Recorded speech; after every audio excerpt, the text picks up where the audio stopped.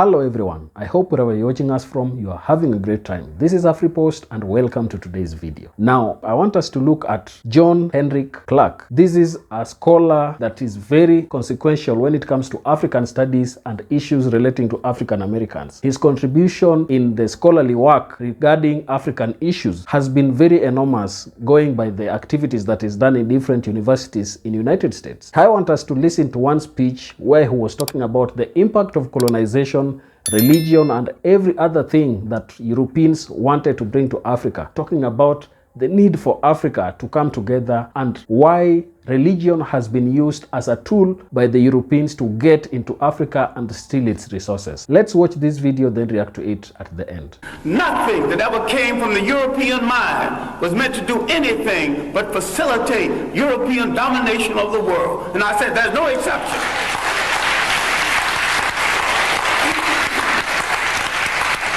Everything that was brought into this continent, everything, every idea, every so-called religion was meant to dominate and to control. The Arabs had no illusions about it. The Europeans had no illusions about it. You were the ones with the illusions. And yet every element that went into the making of every major religion in the world started in Africa. Why is it that you are so naive? You let people redress something that you invented, sell it back to you, and enslave you through it.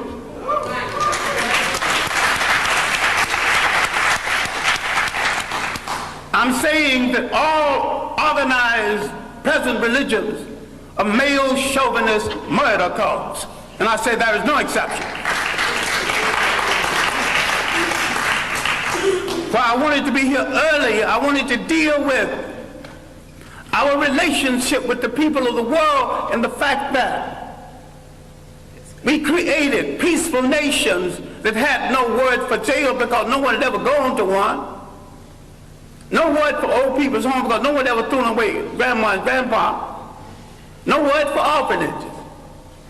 We did all of this.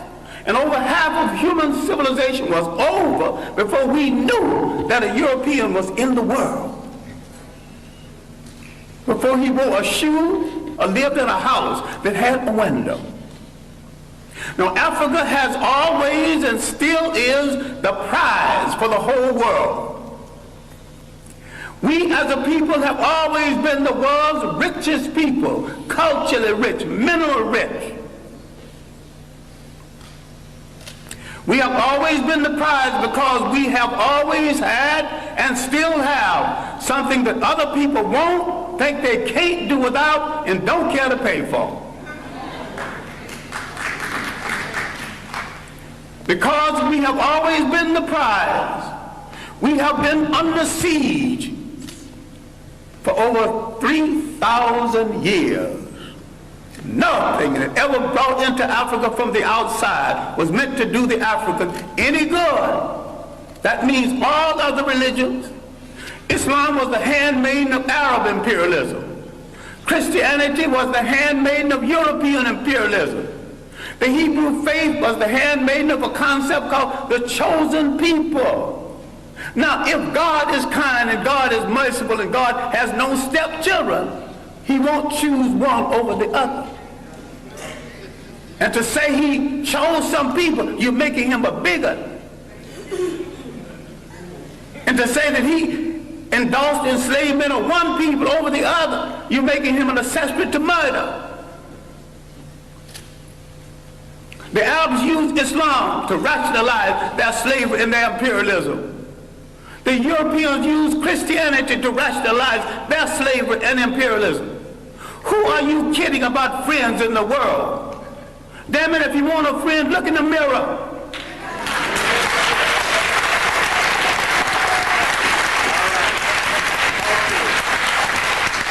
There's 1 billion African people on the face of this earth. Why are you buying third-rate junk from third-rate people thinking you can't make it? Why don't you at least make a safety pin to hold your child's diaper together? Teach. Who has programmed your mind into thinking you can't make a car? The first man that made a car, they had never seen one previously.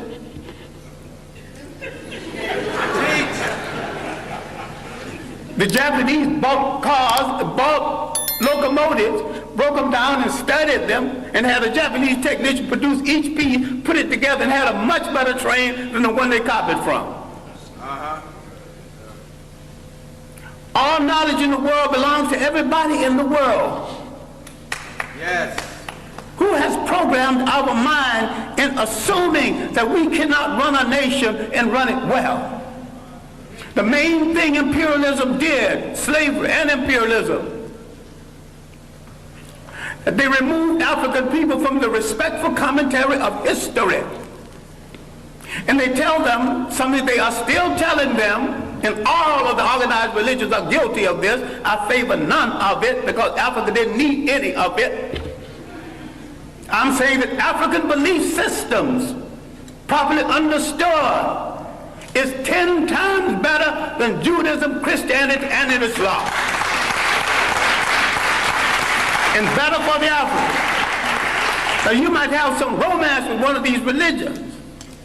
I have no romance with any of them. I have a romance with reality and truth. And the chips can fall where they may after I tell it. As for friends, you have had no friends. When they discovered you, they began to prey on you. Now let's look at our relationship with Western Asia, mistakenly called the Middle East. For 3,000 years, our greatest enemies came from Western Asia. They were trying to avenge the fact that they were once African colonies. You read a book called When Egypt Ruled the East, and you get some of the basic information on this.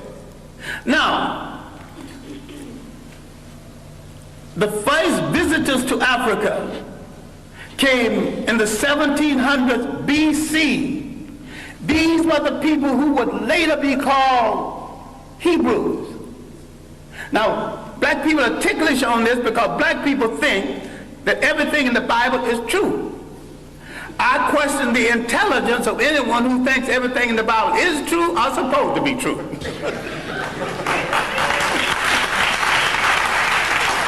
It's allegory, stories told to illustrate a point at a time when there were very few people reading books. And most of what went into the making of the Bible was copied from Egyptian texts. Now, if you want to get so dewy-eyed over the Bible, which is a carbon copy of a carbon copy, why don't you go back and read the original Egyptian text?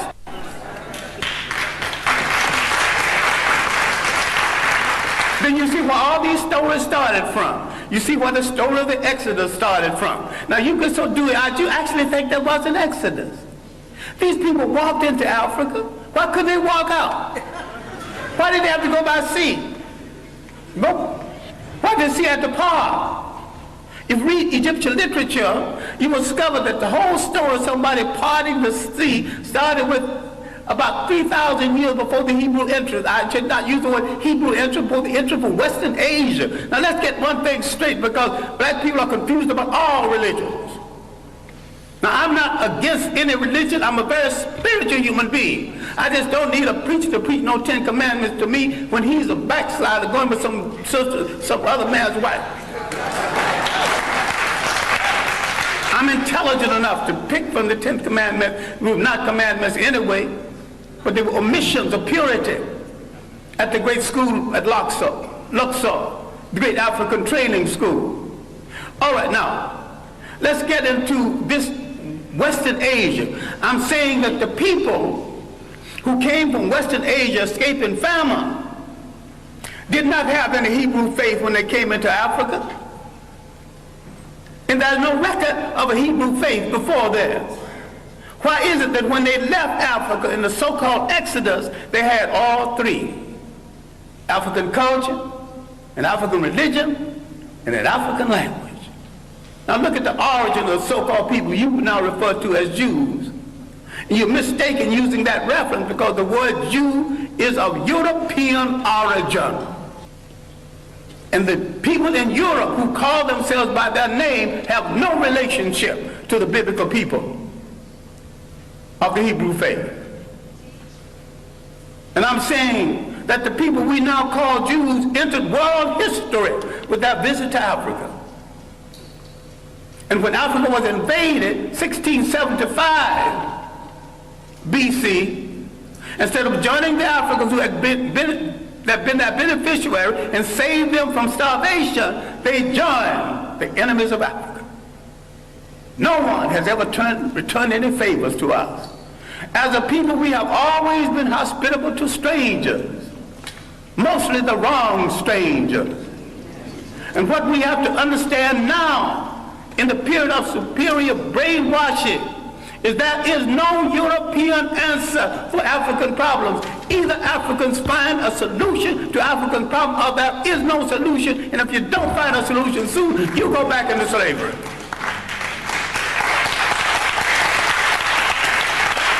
We have to stop all of this nonsense about who belongs to what religion when all of them were imposed on us in the first place. We stop all this fight between Muslims and Christians when neither one of the religions are doing them any good or moving them toward independence. All of them are handmaids of conquerors. All of them are religions of conquerors. We were naive when we accepted their interpretation of something that we had all along. I'm saying we need to take a good look at ourselves. I'm not talking about burning churches. I'm not talking about getting rid of religions. Understand me well. I am saying that every single thing that touches your life, religious, socially, and politically, must be an instrument of your liberation, or you must throw it into the ash can of history.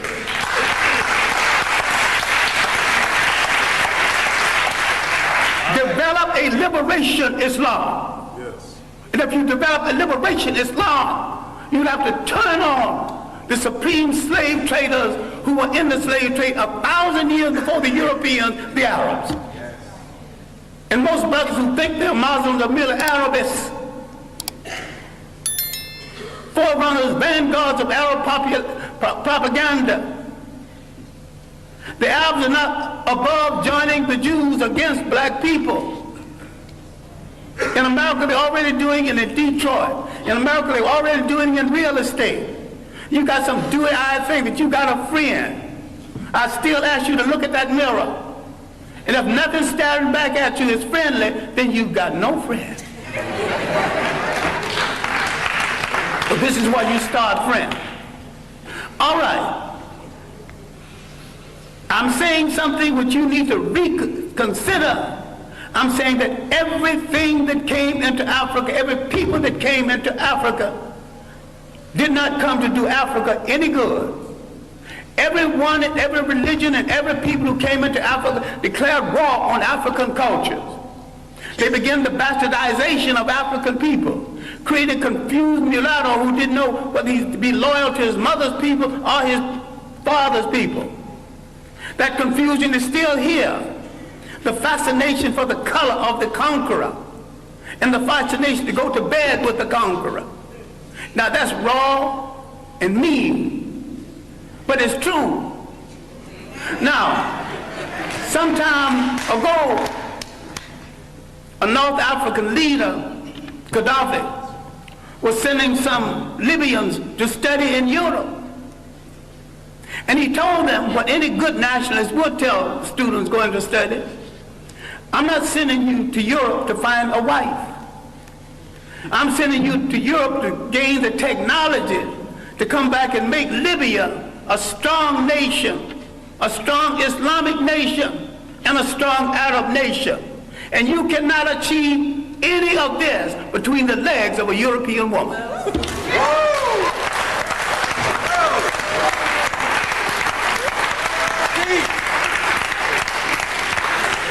When is somebody going to get strong enough to tell Africans going to school, you're going to come back home and pair up with a sister.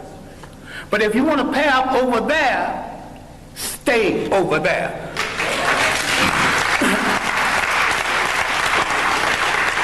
Now, the one thing we have to look at, and I'm sorry, I'm going to have to conclude on this because I've left out a body of information. At the university, I teach an entire course, semester course, on Africa's relationship to other people. And I devote several semesters to Africa before Europe, the consequences of the coming of the Greeks, who stole a lot that they think is their culture, stole a lot that you think is Greek philosophy. We've been the victims of propaganda. And yet, if you read the Journal of African Civilization, other works, we have lived in Europe, we've lived in Asia, we've lived in the Americas. The African people have already proved that they can get along with different people, amalgamate their culture with different people without one hint of a war between us. People who come into Africa immediately declare war on African culture, standards of beauty, standards of conduct, and change the African concept of theirs so they can rule through him. This was true of the Greeks, who began the bastardization, again, the European bastardization of Africa. The Western Asians had begun it 3,000 years before that. The Romans, a bunch of well-dressed thugs who could write well but couldn't think, who borrowed practically everything. They laughed at the Africans' concept of Christianity. The African was practicing and not giving it a name. This is why you don't know nothing about the African origins of Christianity. This is why a whole lot of people will not read Ben Yakinen's The African Origins of the Major Western Religions, Africa, Mother of Western Civilization, a Black Man of the Nile. Because he's telling it like it is, but you also will not read white radicals who identified Africa as the origin of the great religions of the world, especially Alvin Boyd Kuhn in his work, Who is This King of Glory? In Shadow of the 3rd Century. We have dealt with John Jackson, another radical black historian, with man, God, and civilization. We let some of our great scholars die in hunger, die wanting for friendship. Now, having devoted my greater portion of my life to scholarship and teaching and digging up information on African people and trying to make African people face reality, I have often said, a point that I wish you to consider, I didn't have to do it. I chose to do it, and if I had to do it over again, I would do it better. But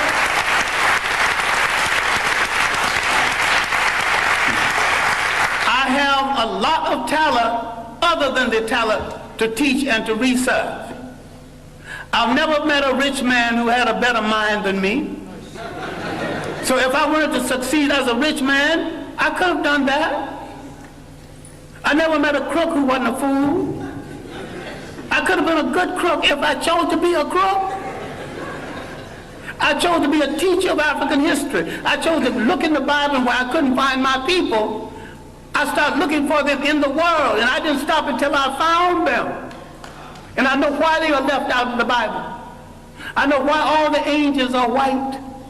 You mean to tell me God is merciful, God is kind, and not one little brown or black angel sneaked into heaven? I ain't buying that. Now the Bible that you get so dewy-eyed over is one of the greatest pieces of propaganda ever written. If you want to read the Bible, why don't you read the Bible one day and read Mein Kampf the next day and see the comparison? That's hard on your mind. Because you think if you don't have Christianity, Islam, or Judaism, you don't have that spirituality. I've got more spirituality after I put all of them down. And I've got more religion after I put all of them down. All right, now let me conclude something that has no conclusion. We have to look at the impact of Europeans on Africa. All impacts have been negative. The Romans laughed at the early African Christians.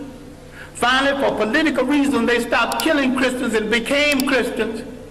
I'm saying the Europeans became Christians for political reasons, as the Arabs became Muslim for political reasons, and as the so-called Jews became Hebrews for political reasons.